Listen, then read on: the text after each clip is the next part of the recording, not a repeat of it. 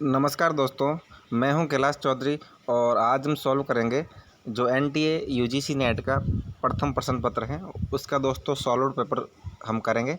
ये पेपर दोस्तों 4 दिसंबर जो 2019 को पेपर हुआ था, 4 दिसंबर को पेपर हुआ था दोस्तों, उसको हम सॉल्व करेंगे।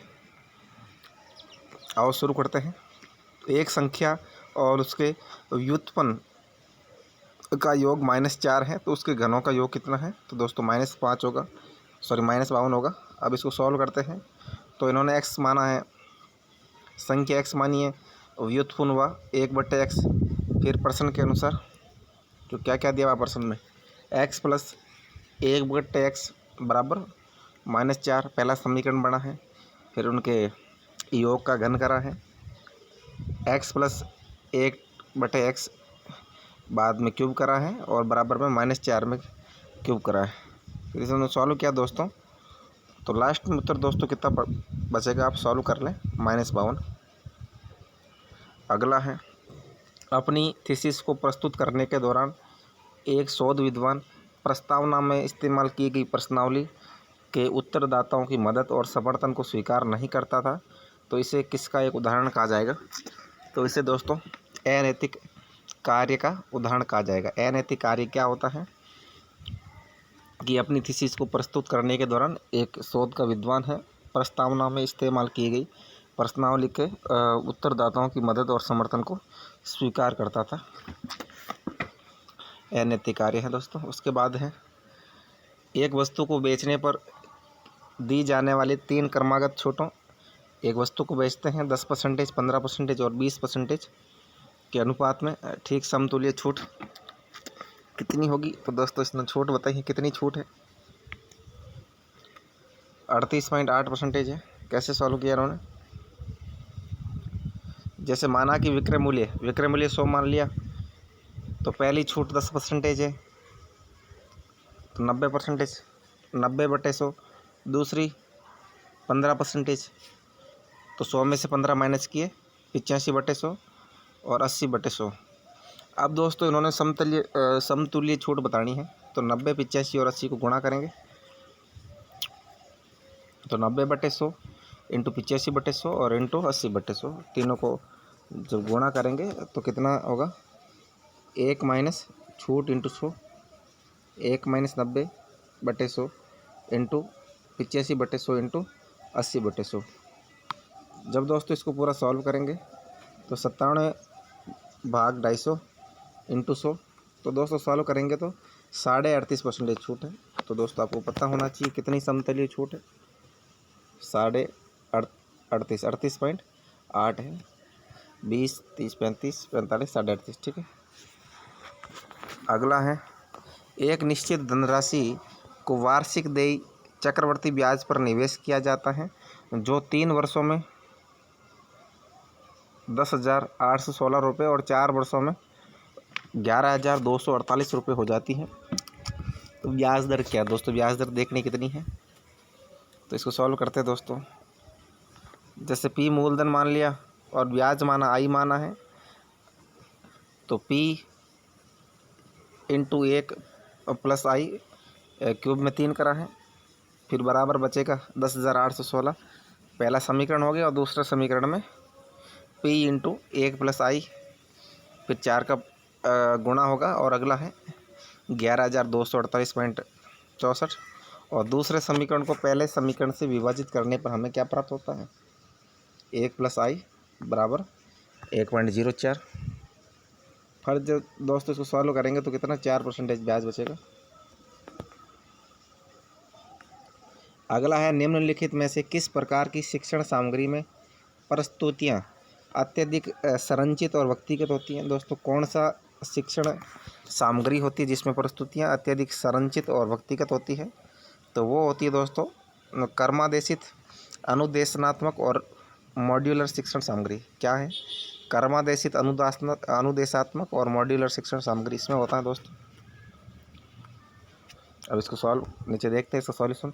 कर्मादेशित, अनुदेशनात्मक और मॉड्यूलर शिक्षण सामग्री विषय वस्तु के एक खंड को अपने घटक तत्वों में विभाजित करने और आगे बढ़ने से पहले शिक्षार्थियों को एक कदम अधिक निपुण होने की आवश्यकता है, जो कि अधिक संरचित है, क्योंकि यह एक स्वसंस्थागत साधन है और इसीलिए इसे ज़्यादातर व्यक्तिगत रूप से इस्तेमाल किया जाता है और इसलिए इस प्रकार की शिक्षण सामग्री में प्रस्तुतियाँ अत्यधिक संरचित और व्यक्तिगत होती है।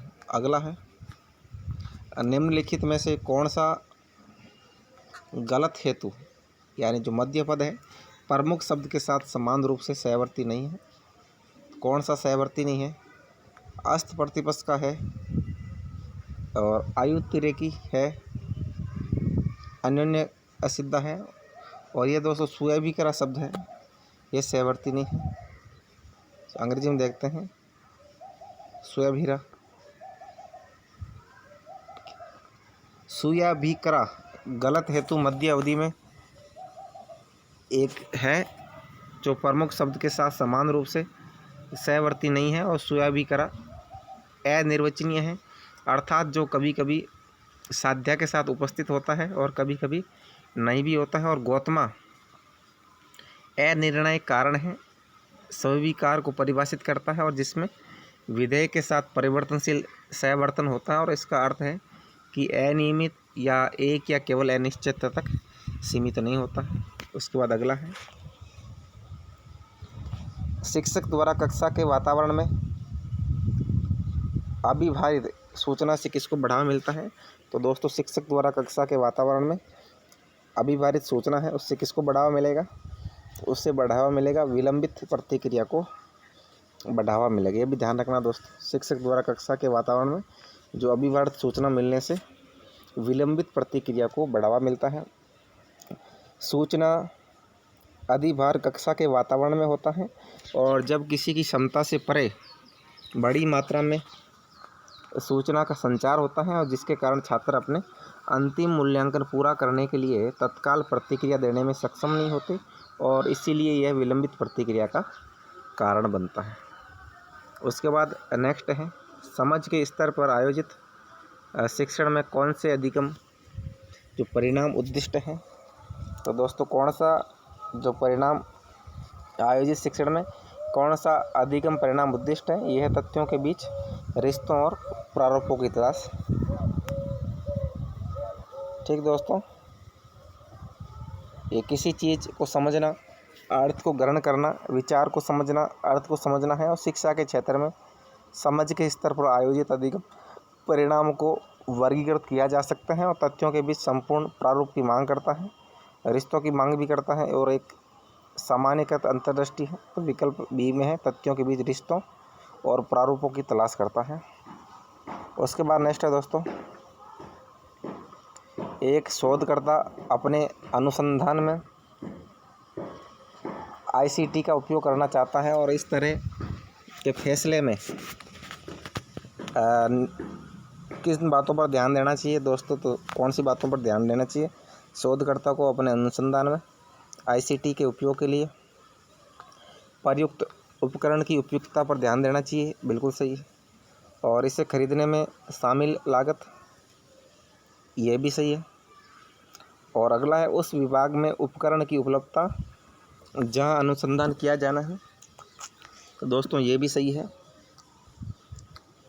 तो तीनों सही है। चौथा, मदद की पेशकश करने के लिए उसके पर्यवेक्षक की इच्छा गलत है और जिस कंपनी में आईसीटी उपकरण खरीदे गए हैं ये भी गलत है। तो शोधकर्ता को अपने अनुसंधान में आईसीटी का उपयोग करना है तो इन बातों पर ध्यान देना पड़ेगा, ए बी और सी सही है। प्रयुक्त उपकरण, खरीदने में शामिल लागत और उस विभाग में उपकरण की उपलब्धता जहाँ अनुसंधान किया जाना है। अगला है, निम्नलिखित कथनों पर विचार करें। दोस्तों कथन है, कुछ कुर्सियाँ पर्दे हैं और सभी पर्दे बेडशीट हैं। तो दोस्तों सभी पर्दे पी अंदर आ गया। अगला है, बेडशीट है, सभी पर्दे क्या हैं? बेडशीट है। कुछ कुर्सियाँ पर्दे हैं, तो दोस्तों ऐसे आएगा, कुछ कुर्सियाँ पर्दे हैं। तो निष्कर्ष कैसे निकलेगा दोस्तों? कुछ कुर्सियाँ बेडशीट हैं, इसका निष्कर्ष हुआ ये कुर्सी है और बेडशीट है, बिल्कुल सही दोस्तों। तो उपयुक्त कथन का भाव क्या है? आई ए आई। अब इसको सॉल्व करते हैं, क्या मतलब होता है आई ए आई का? तो दोस्तों ये जो कोटेशन है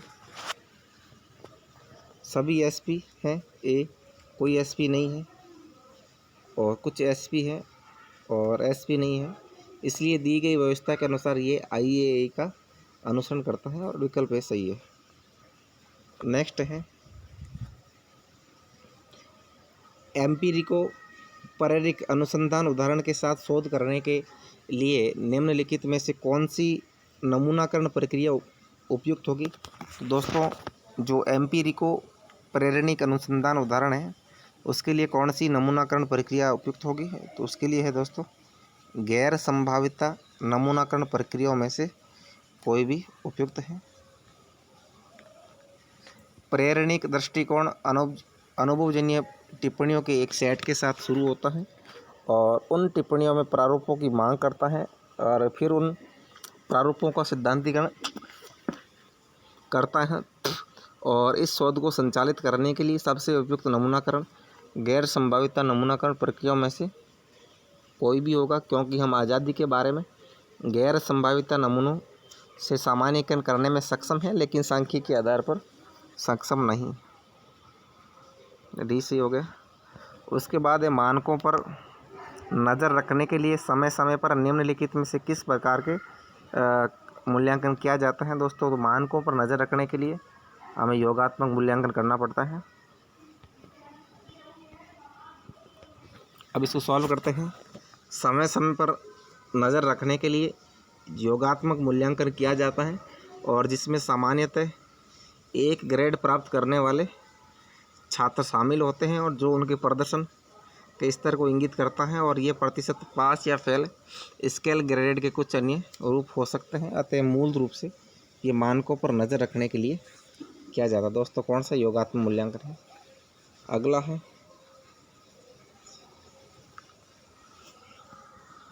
प्रभावी शिक्षण के लिए कक्षा में संचार के निम्नलिखित तरीकों में से कौन सा नियोजित किया जा सकता है। तो दोस्तों प्रभावी शिक्षण के लिए जो संचार के तरीके हैं उनमें से कौन सा तरीका सही है। प्रतिष्ठित सही है, टॉप डाउन गलत है दोस्तों, संगात्मक सही है, गैर संगात्मक गलत है, प्रतीकात्मक सही है, भावात्मक गलत है। ठीक है, ये तरीके नियोजित किए जा सकते हैं दोस्तों। प्रतिष्ठित, संघात्मक और प्रतीकात्मक नियोजित किए जा सकते हैं और भावात्मक और गैर संगात्मक नियोजित नहीं किए जा सकते। ठीक है, बी, सी और ई सही है। एक बार इसको पढ़ लेते हैं। प्रभावी शिक्षण के लिए कक्षा में नियोजित किए जाने वाले संचार के तरीके इस प्रकार हैं। पहला है व्याख्यात्मक संचार, दूसरा है पारस्परिक संचार, तीसरा है प्रस्तुतिकरण संचार। व्याख्यात्मक संचार, अब दोस्तों आप जानते हैं एक्सप्लेन करना, पारस्परिक संचार और प्रस्तुतिकरण तीनों याद रखने हैं। अगला है निम्नलिखित में से कौन सा हेत्वाभाषा यानी भ्रम तर्क में शामिल है। ध्वनि तत्व है क्योंकि ये कारण है। तो दोस्तों क्या है ये हमारा कोटेशन है। ध्वनि तत्व है क्योंकि ध्वनि कारण है। तो ये क्या है, ये विरुद्ध या विरोधाभासी मध्य है दोस्तों। ये क्या है, हेत्वाभाषा भ्रम तर्क है, विरुद्ध या विरोधाभासी मध्य। ये संप्रतिपक्ष अनुमान गलत है, यह भी गलत है, और बाधिता या गैर अनुमानित ये भी गलत है। विरुद्ध हेतु या विरोधाभासी मध्य वह सेतु हैं जो यद्यपि साधु के अस्तित्व को स्थापित करने की पेशकश करता है लेकिन साधु के गैर अस्तित्व को स्थापित करता है। ध्वनि तत्व है क्योंकि ये कारण है और यहाँ मध्य शब्द है दोस्तों। कारण ध्वनि के तत्व साबित नहीं करता है लेकिन इसका गैर तत्व को साबित करता है, और यहाँ मध्य शब्द ही मूल प्रस्ताव को अस्वीकार करता है और इसके विरोधाभास को प्रमाणित करता है। उसके बाद दोस्तों एक कोटेशन दिया हुआ है, इसने दिया कुछ एस पी है, इसका उल्टा क्या है, कुछ एस पी है तो उल्टा होगा कुछ पी एस है। तो ठीक है, तो ये उसका बिल्कुल उल्टा होगा। एक श्रेणीगत या अव्यावहारिक कथन का रूपांतरण इसके 2 घटक तत्वों को उलट देने का परिणाम होता है। नेक्स्ट है एक कक्षा में एक शिक्षक और उसके छात्रों के बीच एक एनिमेटेड चर्चा होती है और इसे किस प्रकार में वर्गीकृत किया जा सकता है। तो दोस्तों, क्लास के अंदर टीचर और उसके स्टूडेंट के बीच जो एनिमेटेड चर्चा होती है उसे किस प्रकार वर्गीकृत किया जा सकता है। दोस्तों, उसे क्या कहेंगे? क्षैतिज संचार कहेंगे। ठीक है, क्षैतिज संचार तब होता है जब विभिन्न विभागों या संगठनों के समान रैंक वाले व्यक्तियों के बीच संदेशों और सूचनाओं का आदान प्रदान होता है, और इसीलिए जब कक्षा में एक शिक्षक और उसके छात्रों के बीच एक एनिमेटेड चर्चा होती है तो इसे क्षैतिज संचार के रूप में वर्गीकृत किया जा सकता है, और ये विभागों के बीच गलतफहमी को भी कम करता है और जिसकी दक्षता और उत्पादकता बढ़ती है। अब है दोस्तों, यदि a+b का 3% कितना है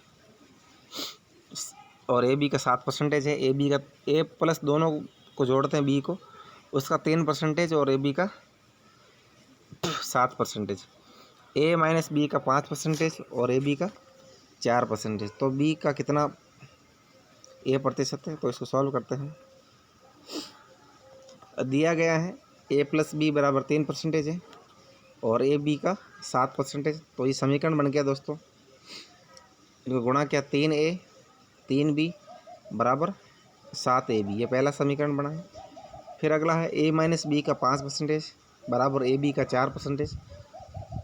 जब 5 को a से गुणा करेंगे 5a और 5 को b से करेंगे तो 5b, बीच में माइनस आ गया। फिर इनको सॉल्व किया 4ab समीकरण नंबर 2, और अब 5 इंटू समीकरण 1 प्लस 3 इंटू समीकरण 2। जब इनको सॉल्व किया दोस्तों 5 3 15a 15b plus 15a minus 15b, तो 30a बराबर 47ab।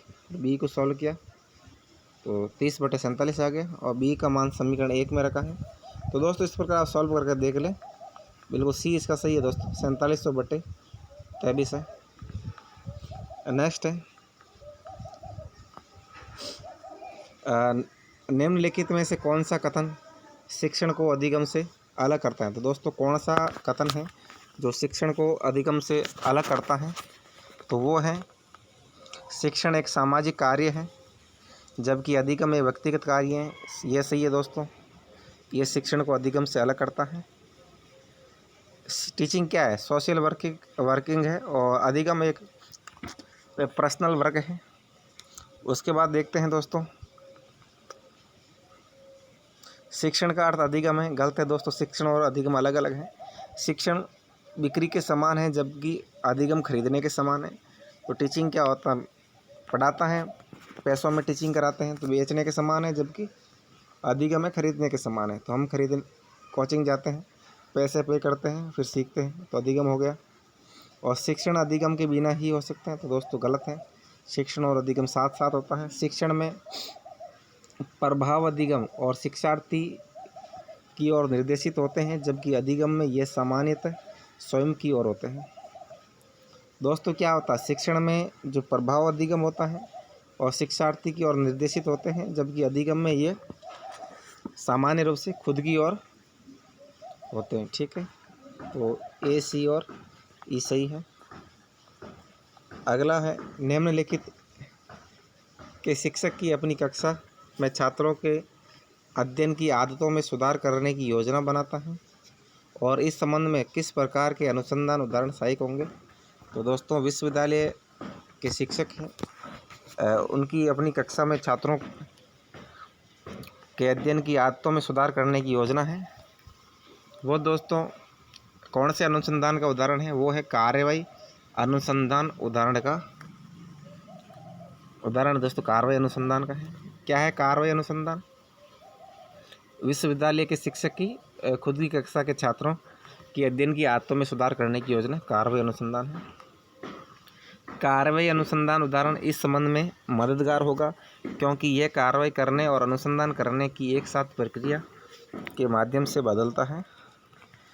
फिर नेक्स्ट है दोस्तों,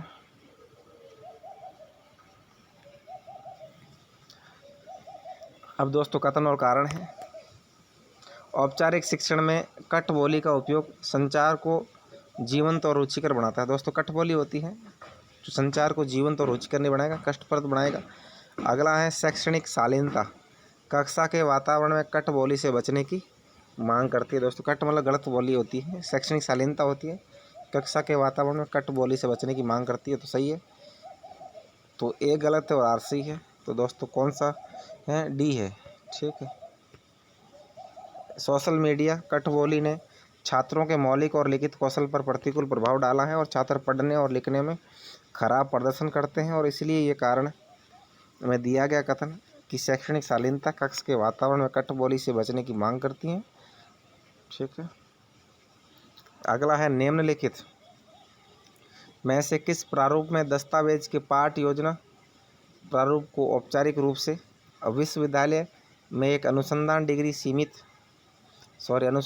समिति द्वारा अनुमोदित किया जाना है? तो दोस्तों क्या है? तो दस्तावेज के पाठ योजना प्रारूप को औपचारिक रूप से यूनिवर्सिटी के अनुसंधान डिग्री समिति द्वारा अनुमोदित थीसिस या शोध प्रबंध होता है दोस्तों, वो औपचारिक रूप से यूनिवर्सिटी में एक अनुसंधान डिग्री समिति द्वारा अनुमोदित किया जाता है। तो दोस्तों कौन सी है? थीसिस है, ठीक है। संगोष्ठी पत्र कोई कमेटी द्वारा जरूरी नहीं है, अनुसंधान लेख भी जरूरी नहीं है, अनुसंधान विंडलिंग भी जरूरी नहीं है, शोध प्रबंध, ठीक है, जो यूनिवर्सिटी में एक अनुसंधान डिग्री कमेटी होती है वो अनुमोदित करती है। उसके बाद है शास्त्रीय भारतीय तर्क विद्यालय के अनुसार अनुमान प्रभाव में शामिल चरणों का सही क्रम क्या है? तो दोस्तों शास्त्रीय भारतीय तर्क स्कूल है, उनके अनुसार अनुमान में शामिल चरणों का सही क्रम क्या है? तो पहले होगा प्रतिजना, फिर हेतु, फिर उदाहरण और उपनय, फिर निगमन, ठीक है। अब इसको एक बार अंग्रेजी में करते हैं। तो पहले प्रतिजना, फिर हेतु, फिर उदाहरण, फिर उपनयन, फिर निगमन। दोस्तों कितने काफ़ी दोस्तों शब्द ऐसे ऐसे हैं, बिल्कुल पढ़ने में ऐसे लगते हैं हमें।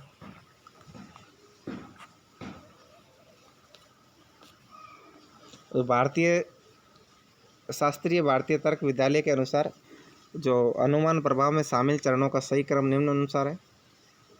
पहले आएगा प्रस्ताव प्रतिजना, जो शाब्दिक रूप से वादा कहते हैं इनको। जमीन किसे? जमीन हेतु में आएगा। चित्रण उदाहरण है। आवेदन उपनय और निष्कर्ष निगमन, ठीक है। अब दोस्तों एक कूट दिया हुआ है, निश्चित कूट भाषा में AEI-OU को TNHDH के रूप में लिखा जाता है। तो BFJPV इसमें किस रूप में लिखा जाएगा? ए में दोस्तों 19 जोड़ेंगे तो T आएगा, और E के अंदर 9 जोड़ेंगे तो N आएगा, और I के अंदर इसने कितना A घटाया है, ठीक है। सेम वैसे के वैसे करते हैं। तो B के अंदर 19 जोड़ दो आप, B दूसरे नंबर पे है, T 21वें पे है, तो U आ गया। U शुरुआत से एक ही है, बाकी किसी में है नहीं। O के अंदर भी F के अंदर 9 जोड़ लो आप। F कौन से पे है? छठे पे है, छठे में 9 15, 15 पे O आ गया। फिर J से एक पहले कर दो, I आ गया। फिर इसी तरह दोस्तों E और A है, तो बिल्कुल दोस्तों सरल है ये। अब अगला है निम्नलिखित में से कौन से कक्षा से संबंधित कारक हैं जो शिक्षण की प्रभावशीलता को प्रभावित करते हैं? दोस्तों कौन से कक्षा से संबंधित कारक हैं जो शिक्षण की प्रभावशीलता को प्रभावित करते हैं? तो पहला है छात्रों के पूर्व कार्य संबंधी व्यवहार, सही है, और शिक्षक द्वारा संचार के रैखिक प्रारूप का पालन करना, ये भी सही है दोस्तों। और उसके बाद में परिवार की सामाजिक आर्थिक स्थिति जिसमें शिक्षार्थी संबंधित होता है, ये गलत है। और अगला है शिक्षण द्वारा तकनीकी संसाधनों का अनुचित उपयोग, यह भी सही है। और छात्र की सांस्कृतिक पृष्ठभूमि। तो दोस्तों ये कारक हैं जो शिक्षण की प्रभावशीलता को प्रभावित करते हैं या डिमोनेटाइज करते हैं। छात्रों की पूर्व कार्यशीलता, कार्य संबंधी व्यवहार, और शिक्षक द्वारा संचार के रैखिक प्रारूप का पालन करना, और शिक्षक द्वारा तकनीकी अनुसंधानों का अनुचित उपयोग करना। ये दोस्तों जो हमारे शिक्षण की प्रभावशीलता को प्रभावित करते हैं। दिए गए प्रश्न के अनुसार शिक्षण की प्रभावशीलता को प्रभावित करने वाले कक्षा से संबंधित कारक निम्न अनुसार हैं। छात्र का पूर्व कार्य संबंधी व्यवहार और शिक्षक द्वारा संचार के रैखिक प्रारूप का पालन करना और शिक्षक द्वारा तकनीकी संसाधनों का अनुचित उपयोग। उसके बाद में है शिक्षण में प्रयुक्त एक मौखिक संचार तकनीक है। तो दोस्तों शिक्षण में कौन सी मौखिक संचार तकनीक होती है? तो शिक्षण में आवाज़ और स्वर की गति का भिन्न होना, शिक्षण में आवाज़ का और जो स्वर की गति का अलग अलग होना, वो क्या है? मौखिक संचार तकनीक का उदाहरण है। अब देखते हैं शिक्षण में प्रयुक्त होने वाले एक मौखिक संचार तकनीक आवाज़ और स्वर की गति को अलग अलग करती है, क्योंकि एक नीरस आवाज़ में बात करना उबाऊ है और छात्र इस बात पर ध्यान केंद्रित नहीं कर सकते हैं कि शिक्षक क्या कह रहे हैं या क्या पाठ पढ़ा रहा है, और इससे वे सो भी सकते हैं। ठीक है, तो मौखिक संचार ये हो गया आवाज़ और स्वर की गति का अलग अलग होना। शब्दों की धीमी अभिव्यक्ति मौखिक संचार में नहीं आएगा, बिना विराम की प्रस्तुति इसमें भी नहीं आएगा, और अर्थ संबंधी चालाकी का सहारा इसमें भी नहीं आएगा।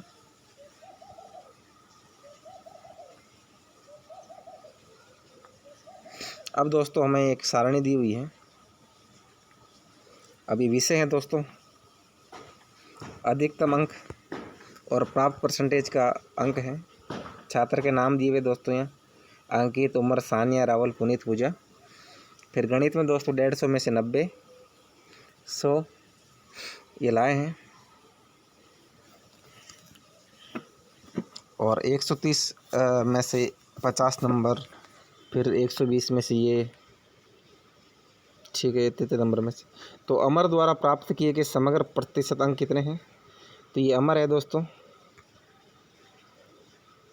कितने प्रतिशत अंक पूछ रहे हैं? तो दोस्तों इनको जोड़ लेते हैं। 100, 60, 160, 160 और 70,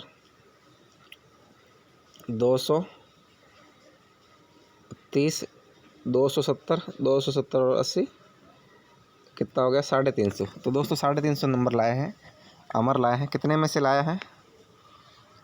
150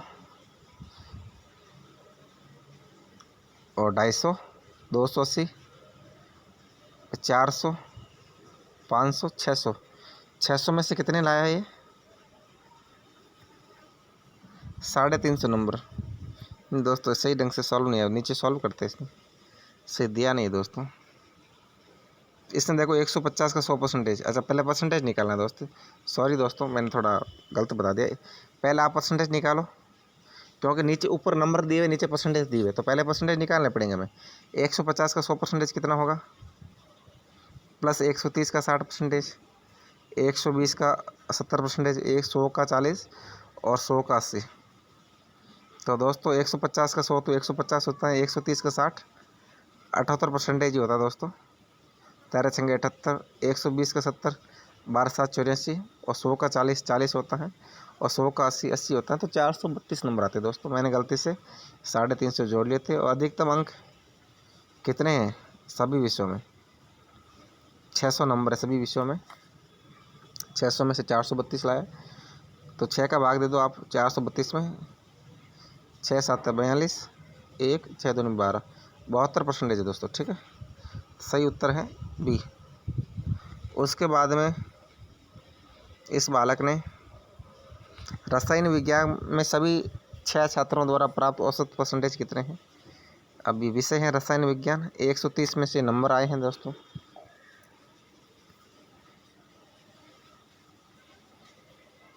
तो 50 नंबर लाया एक, और दूसरा 60 लाया है, 60 लाया है, 75, 80 और 75।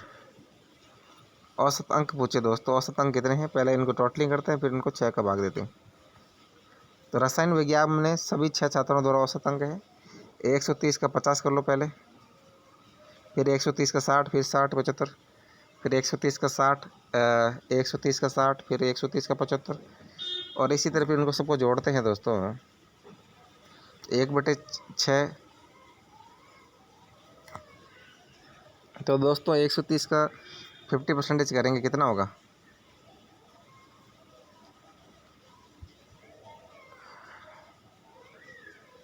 तो 1/6 400 इंटू 130। तो सॉल्व किया दोस्तों, 86 नंबर लाए हैं सभी एवरेजली, 86 मार्क्स आए हैं सभी के। तो आपको ध्यान रखना दोस्तों।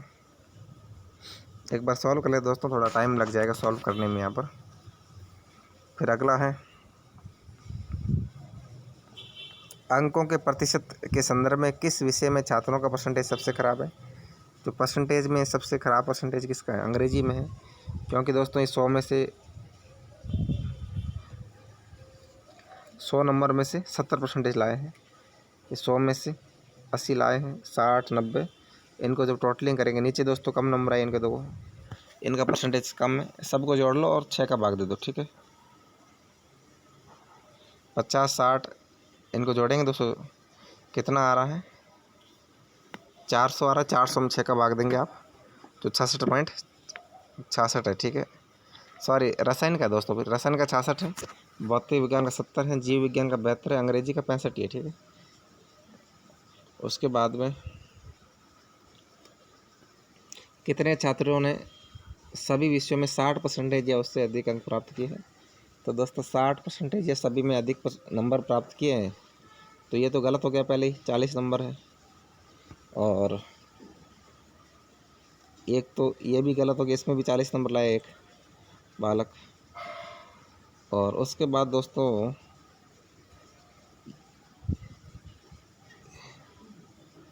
ये भी गलत हो गया, इसमें एक के 50 नंबर आए हैं। ये दोस्तों दो है, इसमें 60 या उससे अधिक परसेंटेज आए हैं लोगों के, बालकों के, क्योंकि एक के 90 हैं। इसमें सारे ऊपर हैं, और दूसरा 50 60 60 75। तो दो विषय मान्या और राहुल ने प्रत्येक में 5, सॉरी दोस्तों छात्रों ने पूछा दोस्तों, तो मान्या सान्या और राहुल, तो सान्या और राहुल का देख लो, दो के हैं। बाकी विषय तो एक ही विषय है। ये देखो, केवल गणित में आए विषय पूछते तो एक होता, और छात्र है दो। अब दोस्तों नेक्स्ट है 5 विषयों में प्राप्त अंकों का कुल योग कितना है? ये किसका पूछा है? 455। सानिया का पूछा दोस्तों, नीचे सानिया लिखा हुआ नहीं है। सानिया का 5 विषयों में प्राप्त अंकों का कुल योग कितना है? सानिया 90 60 85 80 60, 150 का 90 कितना होता है? 135 नंबर लाइए। 130 का 60% 78। इनके नंबर टोटलिंग करेंगे 455 है दोस्तों। सानिया लिखा नहीं, गलती से प्रिंट नहीं किया उन्होंने। अगला है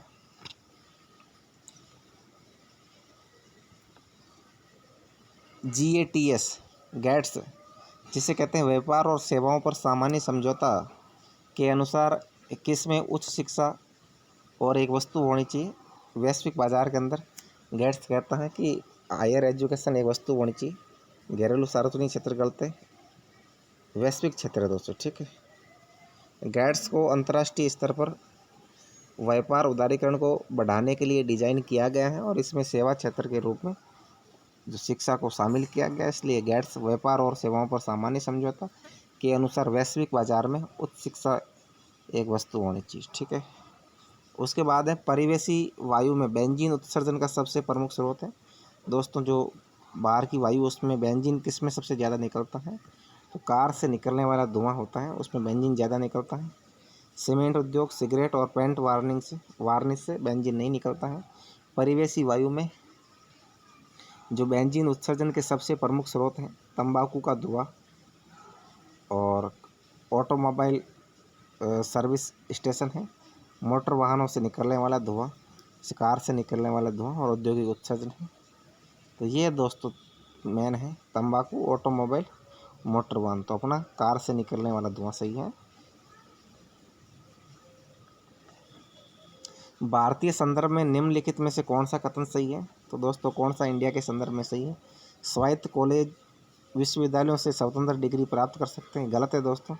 स्वायत्त कॉलेजों को विश्वविद्यालय से डिग्री प्राप्त होती है, खुद की स्वतंत्र नहीं होती है। स्वायत्त कॉलेज विश्वविद्यालयों से स्वतंत्र केवल स्नातक की उपाधि प्रदान कर सकते हैं, कोई भी डिग्री नहीं दे सकते दोस्तों। स्वायत्त कॉलेज विश्वविद्यालय से लेनी पड़ती है।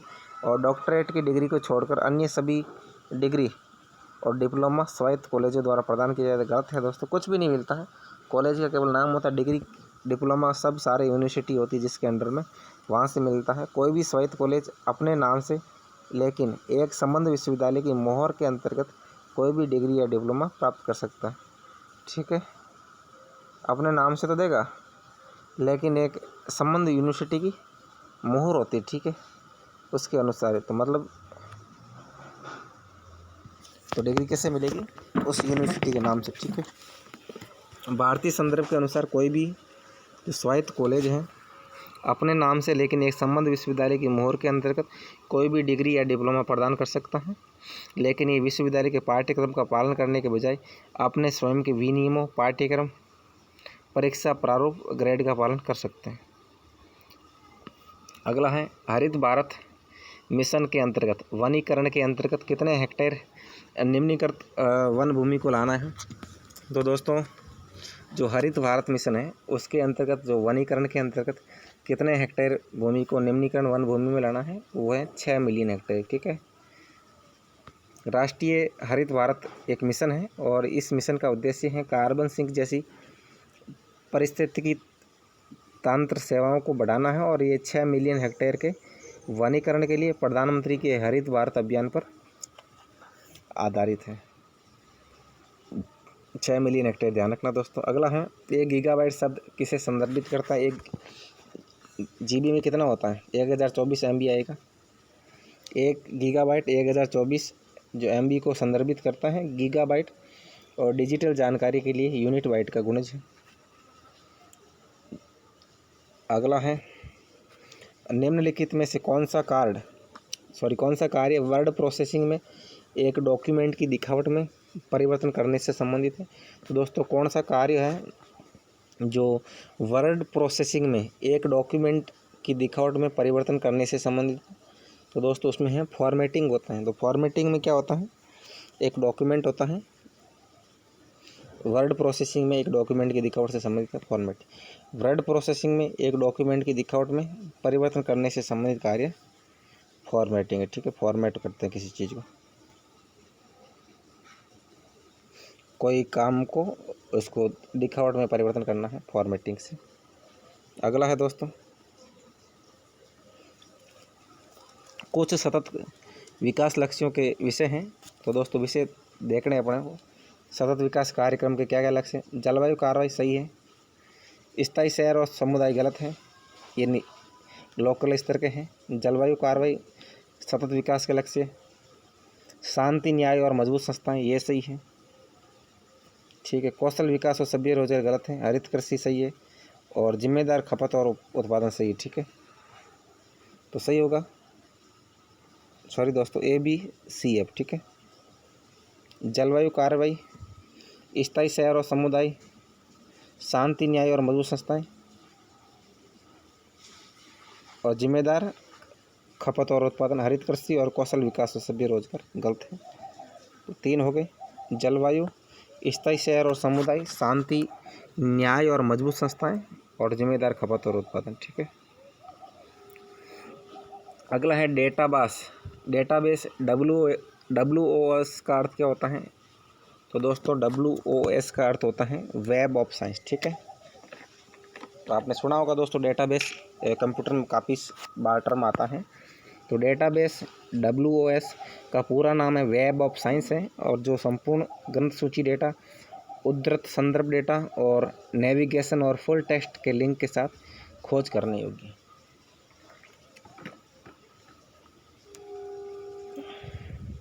WOS web of science. ठीक है, वेब ऑफ सोर्सेज गलत है।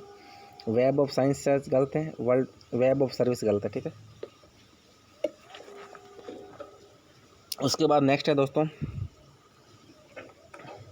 तो कम दूरी पर डेटा स्थानांतरित करने के लिए, तो दोस्तों कम दूरी पर डेटा स्थानांतरित करना है हमें, तो इलेक्ट्रॉनिक गैजेट्स में निर्मित एक वायरलेस तकनीक क्या है, तो बिना तार की दोस्तों ब्लूटूथ होता है। ब्लूटूथ की वजह से हम डाटा स्थानांतरित कर सकते हैं एक गैजेट से दूसरे गैजेट में। ठीक है, ब्लूटूथ कम दूरी पर डेटा स्थानांतरित करने के लिए इलेक्ट्रॉनिक गैजेट्स में निर्मित एक वायरलेस तकनीक है। अगला है दोस्तों, भारत में उच्च शिक्षा तक पहुंच के लिए प्रमुख बाधाएं क्या हैं। दोस्तों भारत के अंदर जो हायर एजुकेशन में क्या बाधाएं हैं, कम शिक्षितों के लिए रोजगार के अधिक अवसर गलत है दोस्तों, बिल्कुल नहीं है। सरकारी नीतियां भी खराब हैं। तो शिक्षण की भाषा उच्च शिक्षा तक पहुंच में प्रमुख बाधा है। तो लैंग्वेज दोस्तों अंग्रेजी हिंदी ये बाधाएं होती हैं। आर्थिक स्थिति भारत में कमज़ोर है काफ़ी लोगों की। विदेशी विश्वविद्यालयों से प्रतियोगिता बिल्कुल नहीं है, क्योंकि यहाँ केवल देसी विश्वविद्यालयों से प्रतियोगिता है आपस में। और समाज में लैंगिक भेदभाव, तो दोस्तों लड़कियों को कम दर्जा दिया जाता है, पढ़ने के लिए नहीं भेजते हैं। तो ये 3 कारण हैं, शिक्षण की भाषा, आर्थिक स्थिति और समाज में लैंगिक भेदभाव। ADF सही। ठीक है,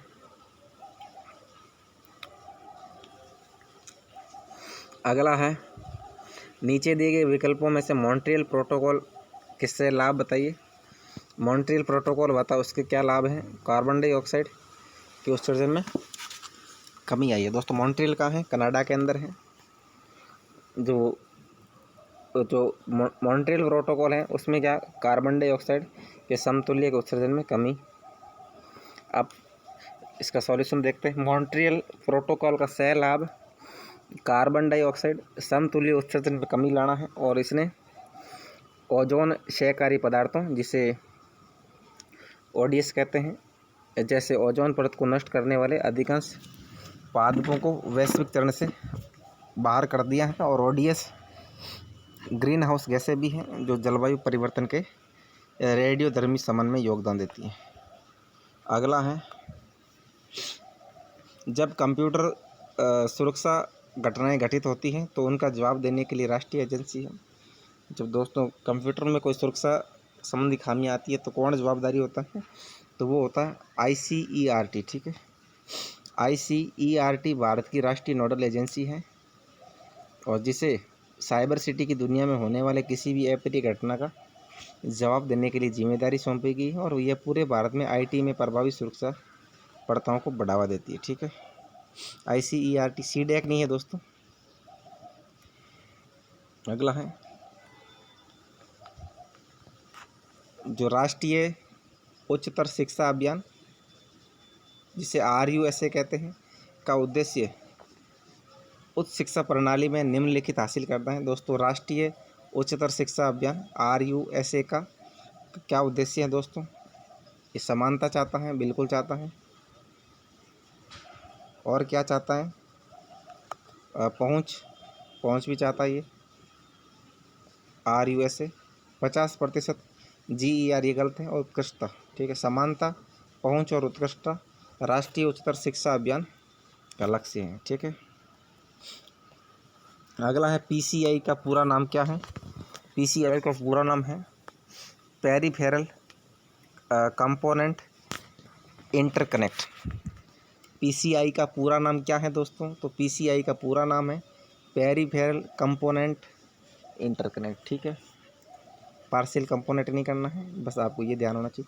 PCI एक हार्डवेयर बस है और जिसका उपयोग डेस्कटॉप कंप्यूटर में आंतरिक घटकों को जोड़ने के लिए किया जाता है, और इसका पूरा नाम है पेरिफेरल कंपोनेंट इंटरकनेक्ट। ठीक है, अगला है दोस्तों, सबसे महत्वपूर्ण प्रदूषक जो नदियों और धाराओं में पानी की गुणवत्ता में गिरावट का कारण है। दोस्तों नदी और धाराओं में पानी की गुणवत्ता को कौन कम करता है, तो ये करता है जीवाणु कम करता है। सही है। पोषक तत्व नदी और धारा में पानी की गुणवत्ता कम करता है, और धातु दोस्तों धातु भी नदी और धारा में पानी की गुणवत्ता कम करता है। जीवाणु, पोषक तत्व और धातु तीनों नदी और धारा में पानी की गुणवत्ता को कम करते हैं। कुछ विलेय ठोस गलत है, शैवाल गलत है। ये दोस्तों पानी की गुणवत्ता को खराब नहीं करते हैं। सबसे जो महत्वपूर्ण प्रदूषक जो नदियों और धाराओं में पानी की गुणवत्ता में गिरावट का कारण बनते हैं वे पशुधन संचालन, जीवाणु, पोषक तत्व, वाष्पशील कार्बनिक यौगिक जिसे VOC कहते हैं, और भारी धातु और रासायनिक अपशिष्ट और अन्य प्रदूषक है। ठीक है, उसके बाद अब दोस्तों ये हमारा गद्यांश है। पहले हम गद्यांश पढ़ते हैं, फिर पेपर सॉल्व करेंगे। इसमें कोई संदेह नहीं है कि वास्तविकता के रूप में बाजार ने एक सिद्धांत के रूप में राजनीतिक अर्थव्यवस्था ने उदारवादी आलोचना में एक महत्वपूर्ण भूमिका निभाई है, लेकिन उदारवाद ने इसका परिणाम है और नहीं इसका विकास है, बल्कि बाजार ने उदारवादी आलोचना में एक परीक्षण की भूमिका निभाई है और विशेष अधिकार अनुभवों का केंद्र व स्थान है, जहाँ कोई व्यक्ति अत्यधिक सरकारियता अत्यधिक सरकारियता और घटना के प्रभावों की पहचान कर सकता है और उनके महत्व को मापता है। 18वीं शताब्दी के मध्य में अनाज व्यापार में कमी या अधिकता के सामान्य तंत्र का विश्लेषण है, और जिसका अर्थ है उन बिंदुओं को दर्शाना है जिन पर शासन हमेशा बहुत अधिक संचालित होता था, और इसलिए साक्ष्य के रूप में एक विश्लेषण को दृश्यमान बनाने के लिए धन के मूल्य और संपत्ति का चक्रण अवश्य है, और इसके विपरीत व्यक्तिगत लाभ के बीच संबंध की आंतरिक अशुद्धता का पूर्व दमन करने हेतु एक विश्लेषण, मांग और विकास, सामूहिक धन,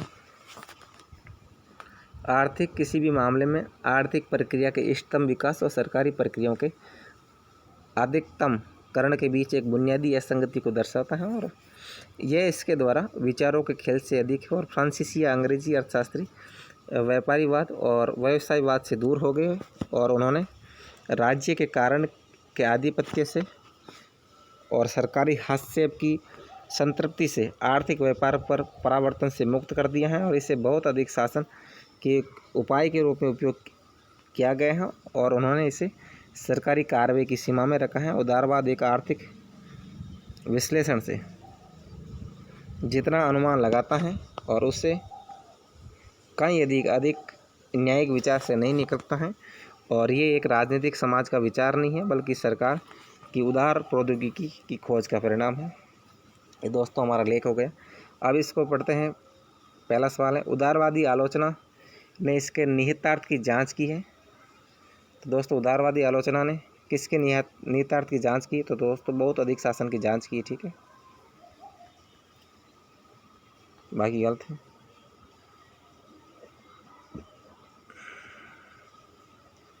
बहुत अधिक शासन की। ठीक है, उसके बाद में है इष्टतम आर्थिक विकास के साथ क्या असंगत है? दोस्तों इष्टतम आर्थिक विकास है उसके साथ विचारों की भूमिका, व्यावसायिकता का अभाव और राजनीतिक समाज, ये तीनों असंगत हैं।